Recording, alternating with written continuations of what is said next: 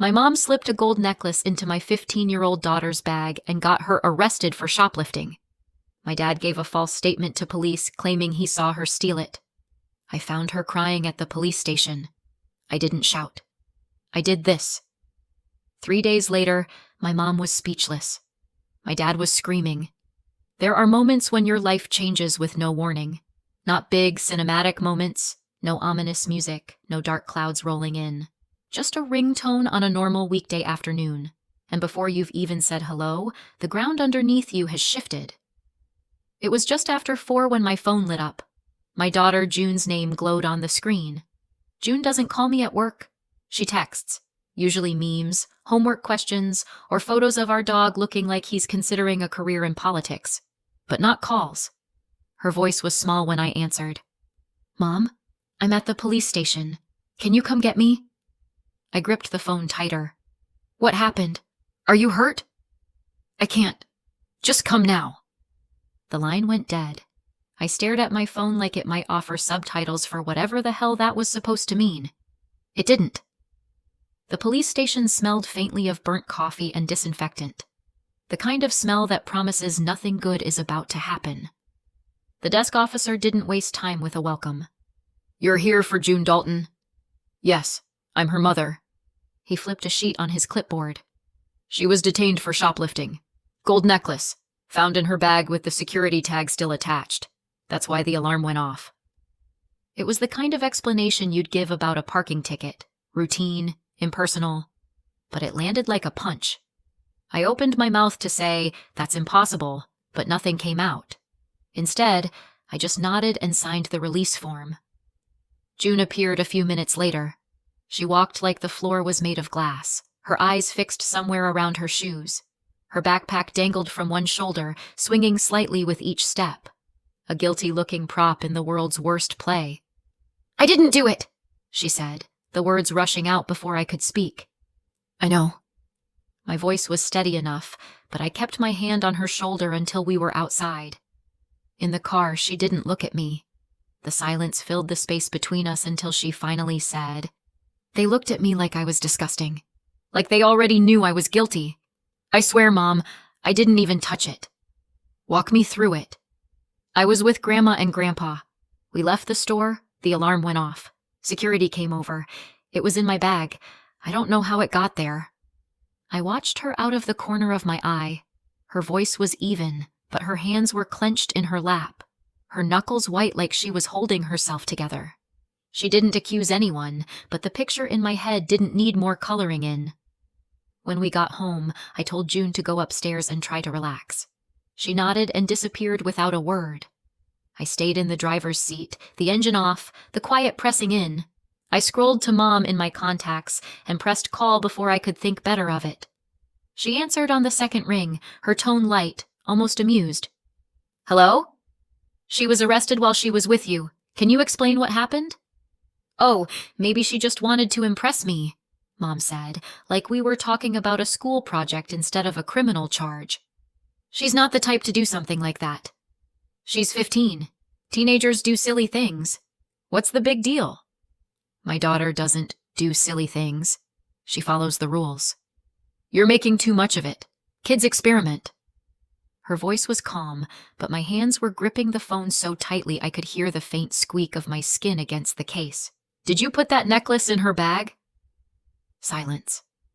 Long enough for me to hear a faint sound in the background. Maybe her shifting in her chair. Maybe nothing. You're making a huge deal out of nothing, she said finally. I didn't argue. Not because I believed her, but because I knew if I started, I wouldn't stop. At the time, I thought I understood what had happened.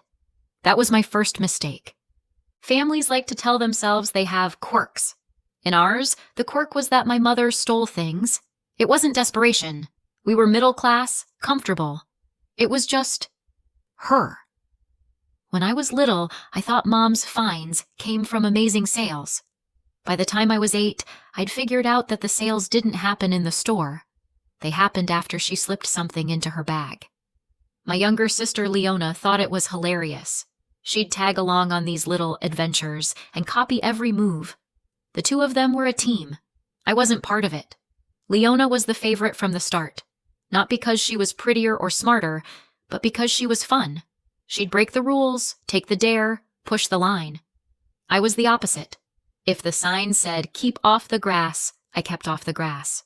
Mom and Leona would come home laughing, full of inside jokes. I'd get told I was too serious or no fun. My dad didn't join in on the stealing, but he also didn't stop it. He'd just shrug and say, "That's your mother," like it was a charming flaw. It's one thing to live with a charming flaw. It's another to grow up in a house where the rules apply to you, but not to everyone else. As I got older, Mom slowed down. Or at least, I thought she did. She had court-ordered therapy once after getting caught, and we all pretended it had fixed her, but every so often she'd drop a comment about the thrill in a way that made me wonder. Still, I kept the peace. I visited. I brought my husband, Rowan. When they retired, I even helped with their mortgage so they could stay in their house. I wasn't blind to the favoritism, especially after Leona and I had our daughters, born the same year. Astrid, Leona's girl, became the new favorite. She was bold, a little reckless, exactly Mom's kind of kid. My daughter, June, was not. She was like me. Thoughtful, careful, a rule follower to the bone. June's love for rules wasn't about fear. She actually believed in them. If she told you the speed limit, it wasn't to be a nag. It was because, in her mind, order made the world safe. By the time she was 12, she'd decided she wanted to study law. She started devouring crime shows, analyzing courtroom scenes, pointing out procedural mistakes like she was born with a badge. So when she discovered the Police Explorer program, it was like someone had built a dream just for her. It was competitive. Interviews, background checks, the works. But she got in. And she was thrilled. For months, it was all she talked about. At Sunday lunch, she'd beam across the table explaining ride-alongs and evidence collection. Astrid would roll her eyes. Mom would smile politely, but it was a tight smile. The kind you use when you're waiting for someone to change the subject. I didn't think too much of it. Families are complicated. Then June went shopping with Mom and Dad. You know the rest. That was the moment I realized the favoritism, the inside jokes, the quirky shoplifting. None of it was harmless. It was a system. And my daughter had just been dropped into it. If I'd seen what was coming next, I would have braced myself. But that's the thing about family. You always think you've already seen the worst. The thing about parenting is that you get used to being the one with answers. Homework, curfews, how to get pen out of a couch cushion. You're expected to know. But that night, standing outside my daughter's door, I didn't know what to say. I could hear her crying, not loud, theatrical sobbing, the quiet kind, like she was trying to keep it from escaping. I waited a moment before knocking. "June? It's me." She didn't answer, but I went in anyway. She was curled on the bed, pillow clutched to her chest like a life preserver. Her eyes were red, her face blotchy. She looked smaller than she had that morning. "It's over," she said before I'd even sat down. "They'll kick me out of the program. I'll never get to do the career I want." I sat on the edge of the bed. "It's not over. We're going to sort this out. We'll find a way." She shook her head. "Grandma told them I stole it. And Grandpa, he told them he saw me do it." Her voice wavered, but there wasn't anger in it. Just confusion. "I think he was just protecting her, you know? Because he loves her." I nodded, because that did sound like my dad. Always ready to cover for my mom, whether she'd dented a car or a reputation. "They said the necklace still had the security tag on it. That's why the alarm went off." That was interesting. My mom wasn't sloppy. If she wanted something out of a store, she'd find a way to get it out without an audience. If the tag was still on, it meant one of two things. She'd been careless, or she'd wanted it to be found. At the time, I assumed the former. "Get some rest," I told June. "We'll talk more in the morning." By morning, Rowan and I had a plan. Well, I had a plan. Rowan was there to provide backup and prevent me from saying something I couldn't take back. We left June at home and drove to my parents' house. Nothing had changed. The chipped garden gnome still guarded the front step, and the smell of overbrewed coffee still seeped through the walls like it had claimed permanent residency. Mom opened the door, eyebrows lifting when she saw Rowan behind me. "This looks serious," she said, like we were there to sell her a timeshare. "It is." I stepped inside without waiting for an invitation. "You need to go to the police and tell them the truth. June isn't taking the blame for something you did. You put it in her bag." Her expression didn't change, but my dad, who'd been sitting at the kitchen table, sat up straighter. "How dare you accuse your own mother like that?" His voice was sharp, but not surprised. "She could go to prison. Your daughter. First offense, nothing will happen to her. She should stand up for her family." I turned to him. "She's 15, Dad. This isn't standing up for her family. This is taking the fall for something she didn't do." Mom waved a hand. "Exactly. First offense, nothing will happen. She's young. She'll bounce back. I've been through worse, and I'm fine. You're all making this into a drama it doesn't need to be." "It's not just shoplifting," I said. "You knew this could ruin her program. You knew how much this meant to her. She's been talking about it for months." Mom's eyes narrowed, a flash of irritation breaking through her calm. "Maybe that's for the best. I don't want her mixed up with police work. She's been walking around like she's better than everyone." There it was. Not careful, not calculated, just slipped out. I waited. She didn't take it back. "She's 15, I said slowly. "You're saying you didn't want her in the program because she—" "What? Because she was proud of getting in?" Mom leaned back in her chair, folding her arms. "Astrid feels like she can't measure up. Perfect grades, perfect program, perfect everything. It's not fair to her. I don't want one granddaughter making the other feel small." For a moment, all I could hear was the faint hum of the refrigerator. Then the image came back to me. A gold necklace, still wearing its security tag like a scarlet letter. "That wasn't an accident, was it?" My voice was quiet now, almost too quiet. "You're too experienced for that. You left the tag on so she'd get caught. That was intentional." Dad shook his head. "Of course not. It was an accident." He sounded genuinely shocked. Mom didn't answer right away.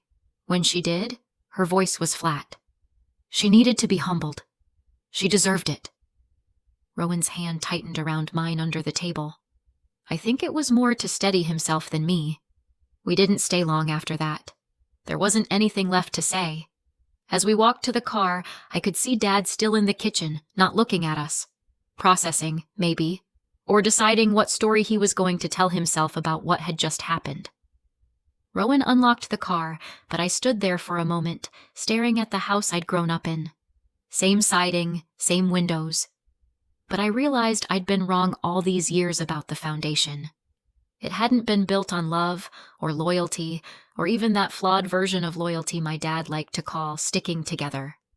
It had been built on something else entirely, and now my daughter had felt it firsthand. We drove home without speaking much. Rowan kept glancing at me, probably waiting for me to break the silence, but I didn't. When we pulled into the driveway, I finally said, "She didn't even try to deny it." Rowan just nodded. Inside, June was at the kitchen table with a mug of tea, flipping through one of her crime procedure books like she could study her way out of the situation. "How was it?" she asked. I didn't answer right away. "We'll talk later," I said, because I wasn't ready to tell her yet. Not about the motive, not about the fact that her grandmother had orchestrated the whole thing, not until I'd figured out what I was going to do next. I didn't sleep much the night after the confrontation. I kept hearing her voice in my head, steady, unflinching. She needed to be humbled. She deserved it. Stealing was one thing. Setting up my daughter was something else entirely. By morning, the decision was made. No more paying part of their mortgage. No more quiet help to keep them comfortable. I'd been keeping them afloat for years, and now they could figure it out themselves. Rowan didn't question it. "Good," he said. "Let them live with their own choices." He said it while buttering toast, like we were talking about the weather, not cutting financial life support. Somehow, That made it even better. I also decided to go to the police, and I wasn't going empty-handed. They didn't know I'd been recording that entire conversation in their kitchen. I hadn't planned it. I just set my phone on the counter before we started talking. Maybe it was instinct, or maybe I just know my mother well enough to expect something worth remembering. But I had everything. Mom admitting she put the necklace in June's bag, saying my daughter needed to be humbled. Dad's startled denial.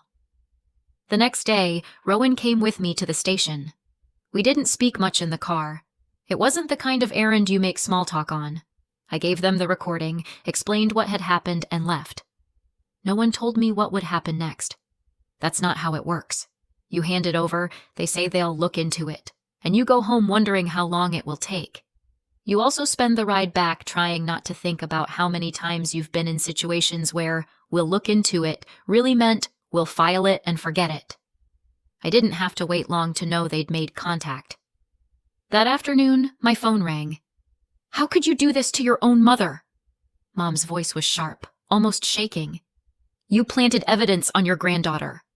You're making this a bigger deal than it is. It's a gold necklace and a false police report, not forgetting to water someone's houseplants," I said, and hung up. Then my dad called. "You need to fix this," he said. "Fix what?" "You know what. She's your mother, and she's older now. This could be serious for her. She's a repeat offender, Sylvia. One more conviction and she might actually end up in jail. You want that for her?" "She's June's grandmother," I said. "That girl should be standing up for her family, not tearing it apart. She's 15. First offense, nothing will happen to her. You know that. But your mother has been shoplifting her whole life," I cut in. "If you spend decades chasing the thrill, maybe you don't get to be shocked when you catch the consequences. Who knows? She might even find it exciting." There was a pause, heavier than the one before. "You don't mean that," he said. I didn't answer. The extended family chimed in next. My aunt left a voicemail. "You're tearing the family apart. We all have our issues. You don't take them to the police." A cousin texted, "I heard you had a fight with your mom. Hope you work it out." One uncle sent a thumbs up emoji for reasons I will never understand. I ignored all of it. They didn't know about the money yet. They didn't know I had cut them off. That would come soon enough, when the next payment didn't arrive. Instead of guilt, I felt relief. Real, physical relief. Like someone had just lifted a brick off my chest I'd been carrying for so long, I forgot it wasn't part of my body. It's strange how heavy helping can feel when it's expected instead of appreciated. And if that brick landed right on their toes when I dropped it? Well, they were the ones who built the wall in the first place. 6 months later, the dust had settled, at least on our side of the fence. Mom's case went through quietly. I didn't sit in the courtroom. I didn't need to. The court summary told me everything. Misdemeanor theft. $65 gold-plated necklace with a cubic zirconia stone, still tagged when it was found in June's bag. Filing a false police report. The statement she gave saying she'd watched her granddaughter steal it. Because it wasn't her first time in front of a judge, and because she hadn't exactly shown remorse, she got 3 months in county jail. Dad came to my door about halfway through her sentence. He stood there like a man sent on a mission he didn't believe in. "She's your mother," he said. "You only get one." I waited. "She has a condition. She can't help it." "Dad," I said, "stealing is one thing. Setting up a child is another. That wasn't a compulsion. That was a choice." He left without another word. When she got out, the changes hit fast. The house went up for sale within weeks. Without my help, they couldn't keep it. I didn't go to the open house. I didn't need to walk through empty rooms to know exactly what they'd lost. They moved into a small apartment across town. I didn't visit. Here, life moved forward. Rowan and I stopped talking about my parents entirely. June threw herself into the Police Explorer program, and in the way only she can, treated every ride-along and mock trial like a real case. One night she announced over dinner, "I've decided. Criminal law. And not just because it's interesting. Because people deserve someone who'll fight for them." I smiled. "Then keep fighting where it matters." I don't know if I'll ever hear from my parents again.